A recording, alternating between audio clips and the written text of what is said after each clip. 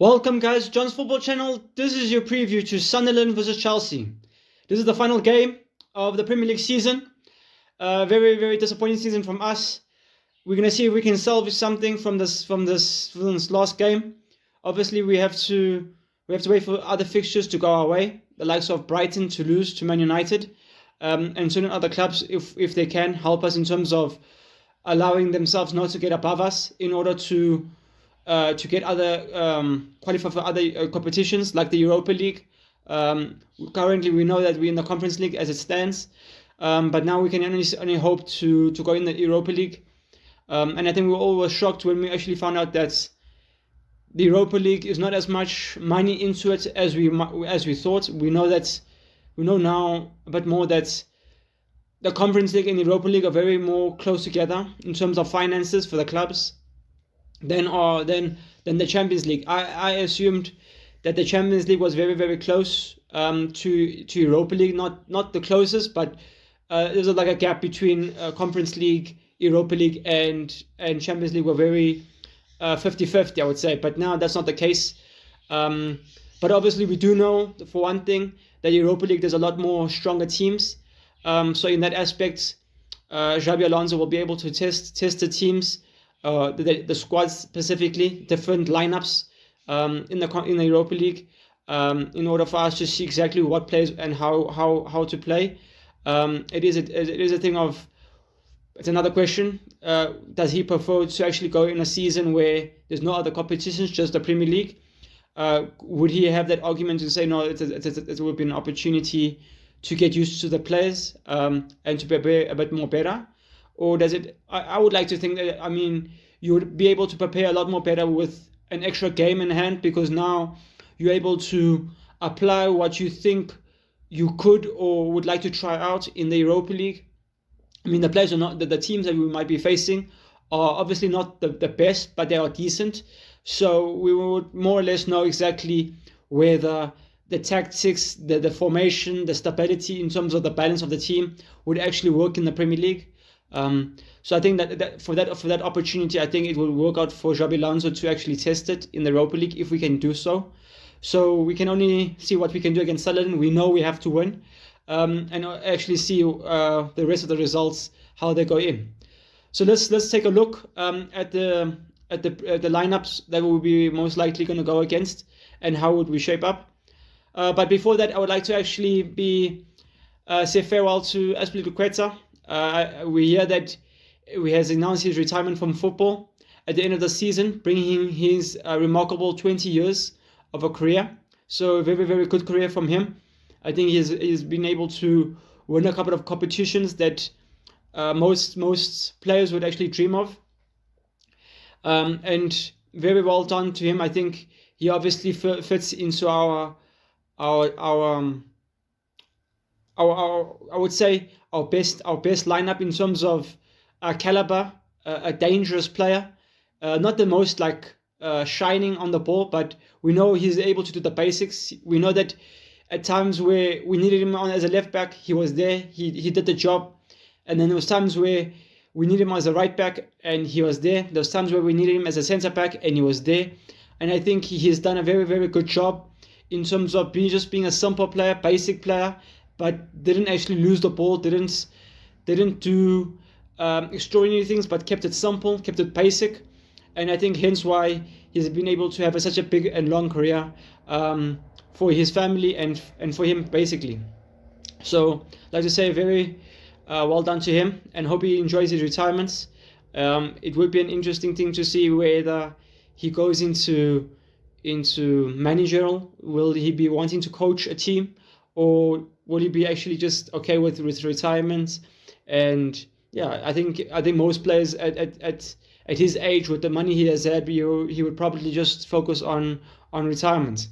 But we'll soon see what he actually does. I think maybe for 2-3 years, maybe he'll just keep it low. Maybe after that, we'll see actually what does he do with his career after football, now that he has retired. So let's get into the lineups for Sunderland versus Chelsea. Obviously, we're playing at the Stadium of Light. We're playing at 5 o'clock with all the other Premier League teams. And then obviously Chris Kavanagh is our referee for this game. If you start up with Sunderland, they will go with Royce as the goalkeeper, Grujinda, Michaela, Owen, Riendo as the defense, Xhaka, Scalia as the CDMs. Then ahead of them, him, Lea, and Ogolo as the midfield, and then Broadley as the striker. And then if you take a look at ours, obviously most likely we'll go with Sanchez in goal, Cucurella as the left back, Cowell and Fofana as the centre backs, and then Gusto as the right, Caicedo as the CDM. I think it's a question: can we see Santos or Reece James as the CDM alongside Caicedo? I would like to see Santos more than Reece James. I would like to see Reece James playing his natural position in terms of a right back. Maybe he can come on after Gusto plays a couple of maybe 60 minutes. And then ahead of them will most likely be Palma, Enzo, and Neto. And then João Pedro up front. For this game, it's going to be very, very special in a sense. We haven't had a time to get a very good feeling about the players that we have played with, like the likes of Cucurella, Enzo, and João Pedro. We know that these are the three players that are most likely to leave this window that's coming into the new season. I think the most player we have been able to get a bond with is Cucurella. I think he's the player that we actually say, wow, he's a decent baller, very, very good player. He's among the best left backs in the world right now, and it would be a shame to actually see him go. With Enzo, I think it's a bit 50-50 now that he wants to go to Real Madrid, and I think he has been said. I think for the fans, it's been basically 50-50. Do we like him? Don't we? So I think hence why there's not much sadness to see him go. And the same thing with João Pedro. João Pedro has only had one good season. There's not much that we can actually hold on to in terms of emotion for João Pedro. So I think for those two players, we actually wouldn't mind to see them actually leave this football club. So yeah, guys, this is how we most likely we're going to shape up with a 4-2-3-1. For me personally, I would obviously like to keep it this way. I would like to keep Caicedo and Santos as the CDMs, and then hopefully we're able to do the basics correctly. Hopefully Palmer's be able to enhance what he's been doing against Spurs. Spurs, he played a bit more better. Hopefully he's able to work on that and actually improve slightly going into this game, and actually be dangerous like he has been with Enzo as well. And hopefully we're able to get this win against Sunderland. Now we know obviously it's not going to be very easy. We know that they are a decent side. Sunderland's one of their best players is Broadley with 7 goals. He's got 1 assist and he's played 30 matches. It's been a decent game. Hasn't lit it up for his team, but for all the respect that is Sunderland, it's not like we are talking about Man City or anything like that. So 7 goals, I suppose, is not the worst return for a striker. I mean, if you look at João Pedro, he has 15 in the Premier League with extra 4 games played. While João Pedro has 4 extra assists than Broadley. Then if we look at some form going into the Sunderland versus Chelsea, Sunderland have lost 2, drawn 2, and won 1. Again, the last win was against against Everton, 3-1. So going into this game, they're a bit more in form. They've got 5 points from the last possible 15. So they're a lot more informed than us right now. Now, if we look at us, obviously we lost 2, drawn 1, and then won 2. But we first won against Leeds, and then we lost to Nottingham Forest, and then we drew to Liverpool, and then we lost to Man City. So that win against Leeds is very, very far away, and I think hence why we don't actually feel it. And obviously this win against Leeds, I think if I'm correct, it was in the FA Cup semi-finals. So I think our only win for the Premier League is against Spurs with the 2-1. So hopefully we're able to continue with some good form and actually get another win against Sunderland. And then if we look at some stats going into this game, Chelsea have scored 2 goals across their 7 Premier League matches before beating Spurs on Tuesday. Chelsea are ranked 3rd away from the season, but have just won 1 of their last 8 league matches. So hopefully we're able to increase that stat and actually do a lot better going into next season. And then Chelsea are ranked 4th in XG despite sitting 8th. Finishing struggles have cost over 7 points for Chelsea this season.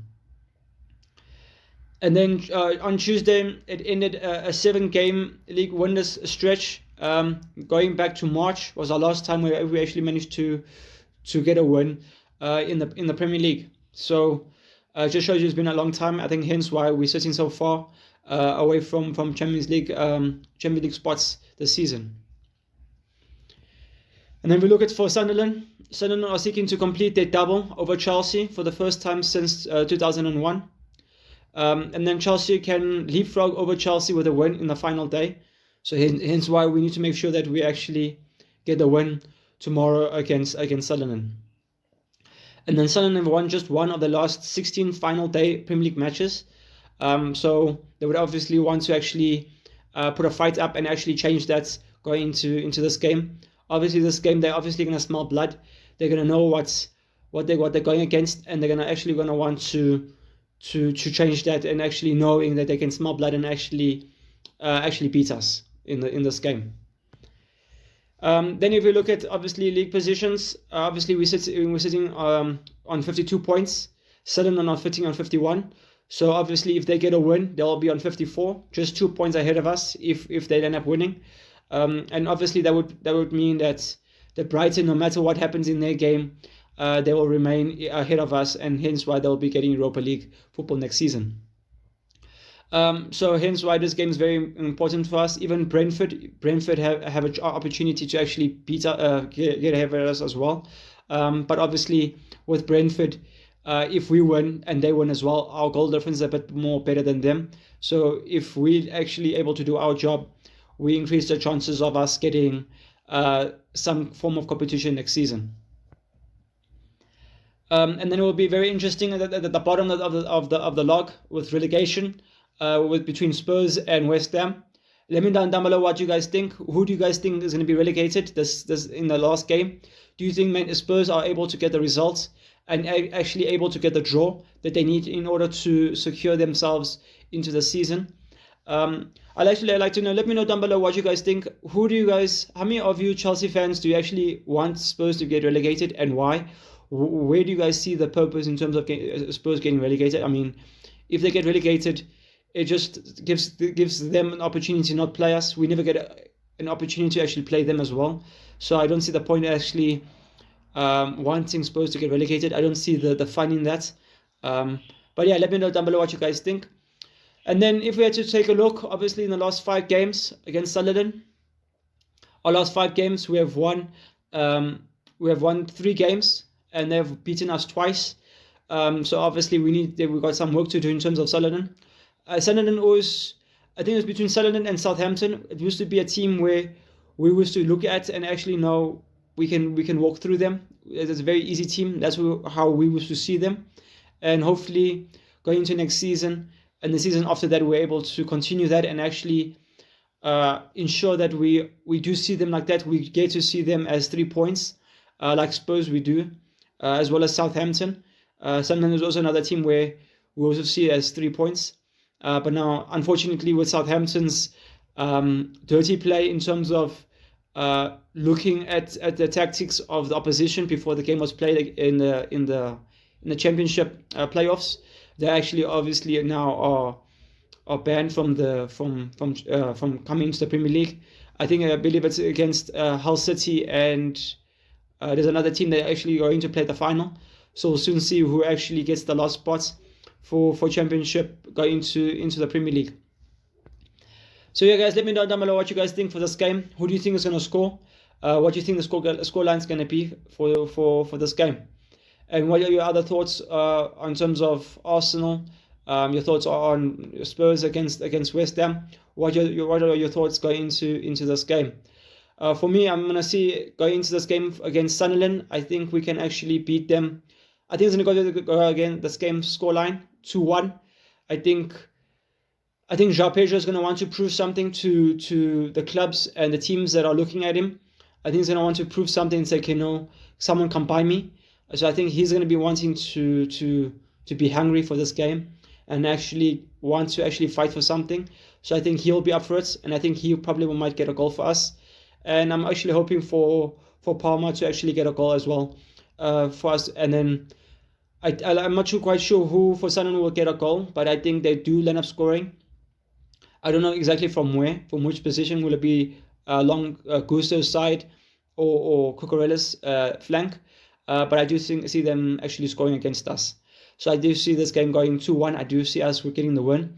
And I do see us going to a competition next season and actually having another competition to fight for, as well as the Premier League for next season. So you guys let me know down below what you guys' score predictions will be. This is my preview to Sunderland versus Chelsea. Peace.